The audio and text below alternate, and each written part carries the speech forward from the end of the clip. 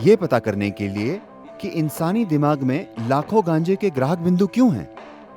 स्वाभाविक रूप से मानव वैज्ञानिकों ने कहा, शायद किसी समय सारी मानव जाति धूम्रपान करती थी। दिमाग के कुछ खास आयाम, खासकर निर्णय लेने की क्षमता, काफी कम हो जाती है अगर आप 30 दिन तक गांजे का सेवन करते हैं। अगर ऐसा 4 से 5 साल तक चलता है, आपकी निर्णय लेने की क्षमता साफ तौर पर प्रभावित होगी। क्योंकि एक तरीका है इस शरीर को सक्रिय करने का, क्योंकि इस धरती पर इससे जटिल केमिस्ट्री नहीं है। So here we are.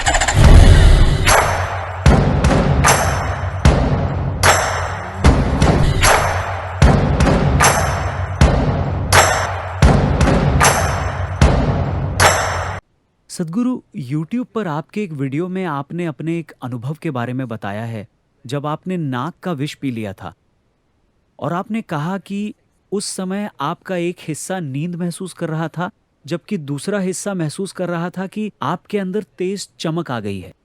तो चरस या गांजे जैसे दूसरे कुदरती नशीले पदार्थों के इस्तेमाल के बारे में आपकी क्या राय है? क्योंकि इसके पर्याप्त सबूत मौजूद हैं कि गांजे के सेवन से कई मेडिकल फायदे हैं।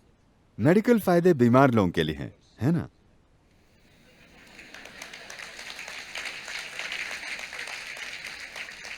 जब लोग बीमार होते हैं तब हम मेडिकल फायदों की बात करते हैं, ना कि तब जब वे स्वस्थ होते हैं, है ना? तो मुझे खुशी है कि आपने थोड़ी रिसर्च की है उस नाक के विष वाली चीज पर। हम रोजाना नाक का विष नहीं पीते। कई बार हम रोजाना पारे का सेवन करते हैं, मगर वो नशे के लिए नहीं है। ना ही हमें नशे के लिए नाक के विष की जरूरत होती है। मेरी आंखों में देखिए, ये हमेशा नशे में चूर होती हैं। Really, don't put your head down, just look at me and see. अपना सिर नीचे मत कीजिए, मेरी ओर देखिए। मैं हमेशा नशे में होता हूं। मैंने कभी कोई नशीला पदार्थ छुआ भी नहीं। मगर क्या ये सच है कि ये इंसानी सिस्टम दुनिया की सबसे जटिल केमिकल फैक्ट्री है? हेलो? तो अगर आप इसे अच्छी तरीके से मैनेज करना जानते हैं तो आप जो चाहे इसे पैदा कर सकते हैं। खैर, एक इजरायली वैज्ञानिक था, आपने उसके बारे में सुना होगा क्योंकि आपने इस पहलू पर काफी रिसर्च की है। वो गांजे और न्यूरोलॉजिकल प्रणाली पर उसके असर के बारे में रिसर्च कर रहा था। उसने अमेरिका में अपना शोध शुरू किया। उसके लिए उसे हर साल करीब 15 किलो गांजा मिल रहा था। करीब 12-13 साल तक उसे यह मिला। उसने कोई नतीजा नहीं निकाला। 1980s के दशक में जब अमेरिकी ड्रग एजेंसियां, वे एजेंसियां जो ड्रग की तस्करी और ऐसी चीजों के खिलाफ काम कर रही थीं, उन्होंने सप्लाई करने वालों को नहीं बल्कि बाजार को निशाना बनाने की सोची, तो पुलिस गली गली में कार्यवाही कर रही थी। उस समय पुलिस और एजेंसियों ने कहा, इस आदमी को हर साल 13 किलो गांजा मिल रहा है, हर साल।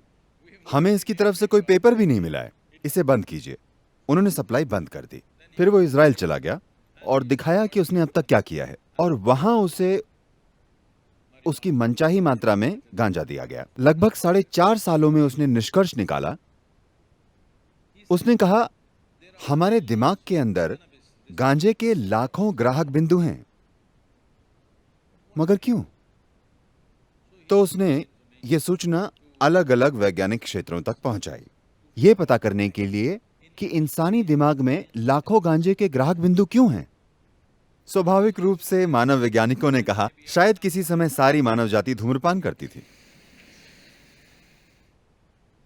मगर यह संभव नहीं है, क्योंकि दुनिया के कई हिस्सों में यह पैदा नहीं होता। मगर वहां भी दिमाग वैसा ही है। कई चीजें होने के बाद दुनिया भर में इस बारे में कई मजेदार चीजें हुई।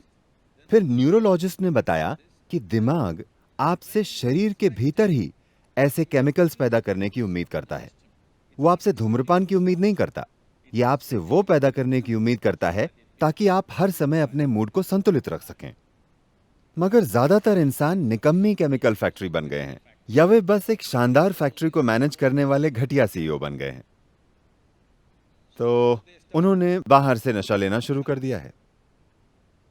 ये कोई नैतिक मुद्दा नहीं है, मेरे लिए ये कोई नैतिक मुद्दा नहीं है, मगर बात यह है कि इस बारे में ठोस अध्ययन है जिन्हें उन कार्यकर्ताओं द्वारा दबाया जा रहा है जो इसे आगे बढ़ाना चाहते हैं।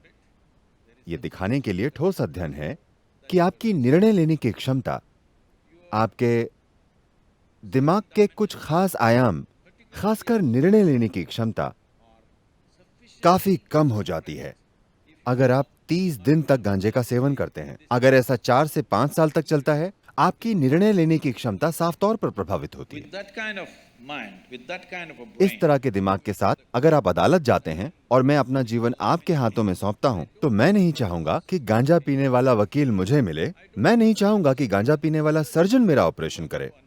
अगर वो बस गली के कोने में गांजा पी रहा है और किसी को कुछ नहीं कर रहा है, तो वो उसकी समस्या है, मगर मैं निश्चित रूप से नहीं चाहूंगा कि मेरा सर्जन गांजे का सेवन करके मेरी सर्जरी करे। हाँ या नहीं, क्या आप चाहते हैं?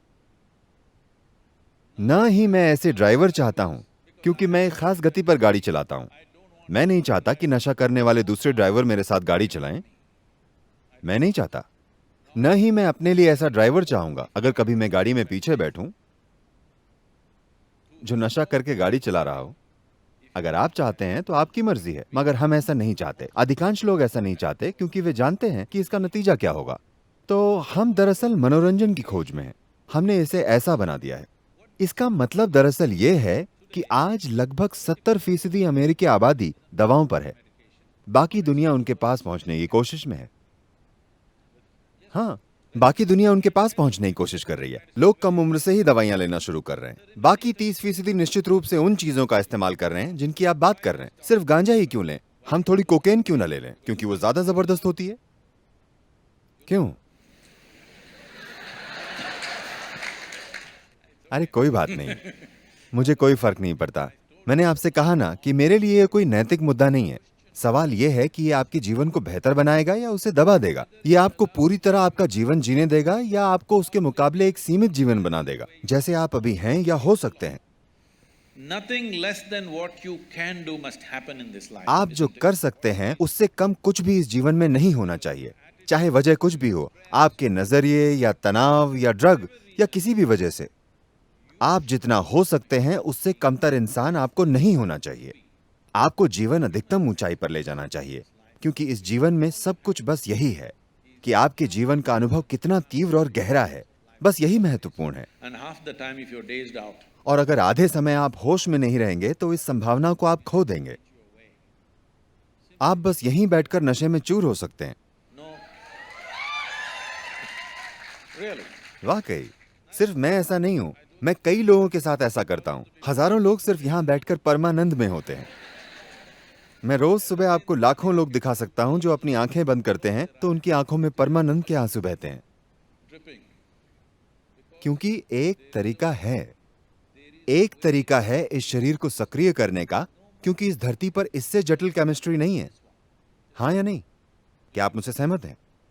जब सब कुछ यही है तो इसका इस्तेमाल करना सीखना सबसे अच्छा है। अगर हम अपने जीवन की शुरुआत में थोड़ा समय खुद पर लगाएं तो बहुत ही आसानी से आप वहां पहुंच सकते हैं।